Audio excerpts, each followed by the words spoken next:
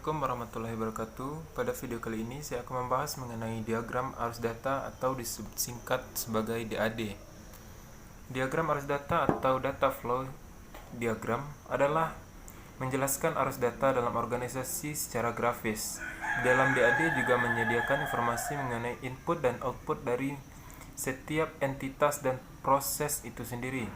Bentuk gambaran berupa data flowchart dengan skema yang lebih spesifik. Menurut Ken Kozar, tujuan dari adanya DAD sendiri adalah sebagai penyedia atau menjembatani antara pengguna dengan sistem. Oke, kita lanjut. Di mana DAD ini memiliki 3 jenis dan 3 buah fungsi. Pertama, kita akan bahas mengenai jenis-jenis diagram arus data. Yang pertama, diagram level 0 atau diagram konteks. Diagram konteks atau level 0 merupakan diagram dengan tingkat paling rendah, di mana menggambarkan sistem berinteraksi dengan entitas eksternal. Lalu yang kedua, diagram level 1. Diagram level 1 merupakan lanjutan dari diagram konteks, di mana setiap proses yang berjalan akan diperinci pada tingkatan ini, sehingga proses utama akan dipecah menjadi sub-sub proses yang lebih kecil lagi.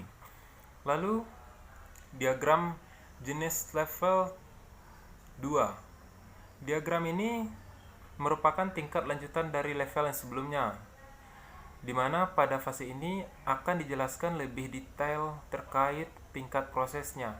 Namun untuk tingkatan ini jarang sekali dikerjakan dan lebih banyak hanya menerapkan 2 level di bawahnya saja.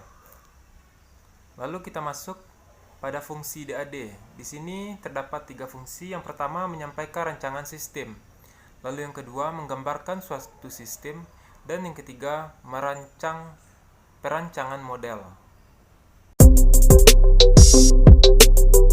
Nah, lalu kita masuk pada simbol DAD. DAD memiliki beberapa simbol, ada yang bentuk persegi, ada yang bentuk panah, ada yang bentuk lingkaran, garis 2, dan segitiga. Nah, teman-teman bisa lihat sesuai pada video ini, nanti akan dipaparkan bentuk simbol dari DAD dan nama, lalu serta penjelasan.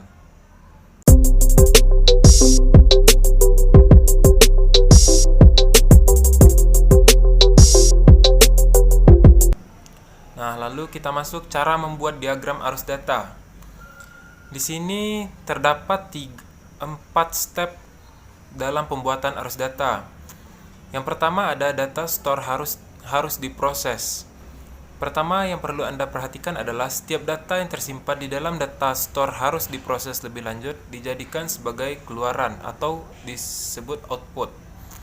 Lalu step kedua, menentukan jumlah input dan output.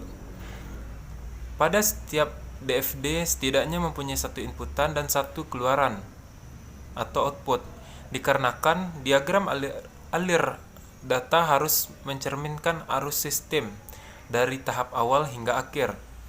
Lalu pada step ketiga, hubungan pada data store. Setiap data store harus saling terhubung dengan setidaknya 1 output dan 1 output agar dapat menyimpan data yang masuk menuju sistem. Lalu step keempat, letak posisi proses. Aturan terakhir, setiap proses yang telah terjadi pada diagram alir data harus melalui proses untuk menghasilkan output yang sesuai. Bagan alir atau flowchart. Bagan alir atau flowchart adalah teknik analitis bergambar yang digunakan untuk menjelaskan beberapa aspek dari sistem informasi secara jelas, ringkas, dan logis. Bagan alir mencatat cara proses bisnis dilakukan dan cara dokumen mengalir melalui organisasi.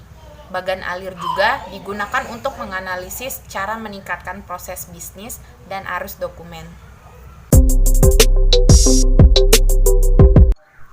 Yang selanjutnya yaitu simbol bagan alir. Simbol bagan alir dibagi ke dalam 4 kategori, yaitu 1 simbol input atau output yang digunakan untuk menunjukkan input atau output dari sistem.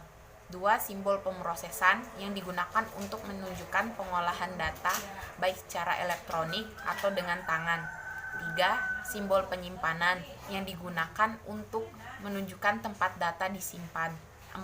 Simbol arus dan lain-lain yang digunakan untuk menunjukkan arus data, di mana bagan alir dimulai dan berakhir, keputusan dibuat, dan cara menambah catatan penjelasan untuk bagan alir.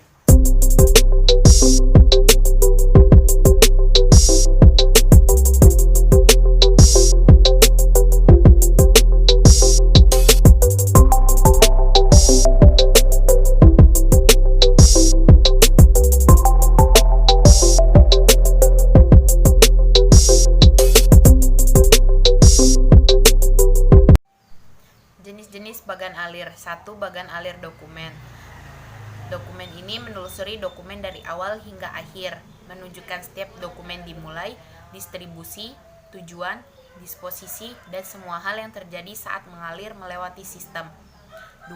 Bagan alir pengendalian internal. Bagan alir pengendalian internal digunakan untuk menjelaskan, menganalisis, dan mengevaluasi pengendalian internal.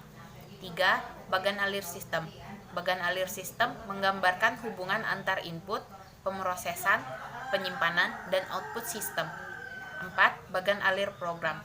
Bagan alir program mengilustrasikan urutan operasi logis yang dilakukan oleh komputer dalam mengeksekusi program. Diagram proses bisnis. Diagram proses bisnis adalah cara visual untuk menjelaskan langkah-langkah atau aktivitas-aktivitas dalam proses bisnis. Semua aktivitas ini ditunjukkan pada PDB untuk memberikan pemahaman yang lebih mudah kepada pembaca mengenai gambaran yang telah terjadi dalam proses suatu bisnis. Simbol diagram proses bisnis yang pertama itu berbentuk lingkaran ya. Mulai. Penjelasan mulai atau permulaan proses diawali oleh lingkaran kecil. Yang kedua lingkaran juga tapi lebih kecil ya. Nama akhir. Akhir proses dipresentasikan oleh lingkaran kecil bergaris tebal. Yang ketiga persegi panjang. Nama yaitu aktivitas dalam proses. Aktivitas dalam proses diwakili oleh persegi yang sisinya tumpul. Penjelasan aktivitas ditempatkan dalam persegi. Yang keempat itu berbentuk belah ketupat ya. Namanya keputusan. Penjelasan keputusan yang dibuat selama proses diwakili oleh sebuah wajik. Penjelasan keputusan di dalam simbol. Yang kelima yaitu panah ke arah kanan. Nama arus. Penjelasan adalah arus data atau informasi yang ditunjukkan oleh panah. Yang keenam ialah garis ke kanan tetapi putus-putus simbolnya ya. Nama informasi anotasi. Penjelasan informasi yang membantu menjelaskan proses bisnis yang dimasukkan ke dalam DPB, dan jika dibutuhkan panah yang tebal digambar dari penjelasan simbol.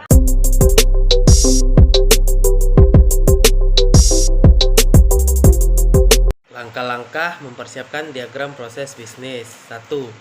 Melakukan, identify, dan memahami proses bisnis. Kita dapat membaca dokumentasi dari sistem yang ada pada perusahaan itu. 2. Bisa memahami mana yang penting atau tidak.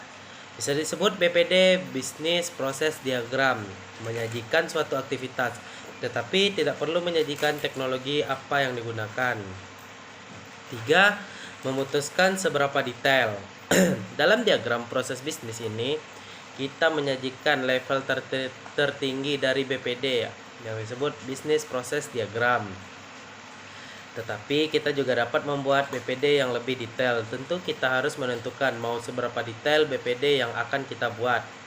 Yang keempat, mengelompokkan diagram. BPD terdiri dari dua kolom. Pertama, departemen, kedua, aktivitas. Nah, yang kelima, memasukkan setiap proses bisnis. Sajikan setiap aktivitas proses bisnis, berikan penjelasan secukupnya, berikan anak panah yang menunjukkan hubungan antara satu proses bisnis dengan proses bisnis yang lainnya. 6. Membuat sketch BPD, bisnis program, bisnis proses diagram. Harus fokus pada isi proses bisnis dan pastikan semua hal penting masuk ke dalam BPD. Nah, yang ketujuh, menyelesaikan BPD, bisnis proses diagram. Setelah menyelesaikan BPD, silakan menulis Yang pertama, nama BPD, yang kedua, tanggal penyelesaian, dan yang terakhir, nama BPD pada tiap-tiap halaman.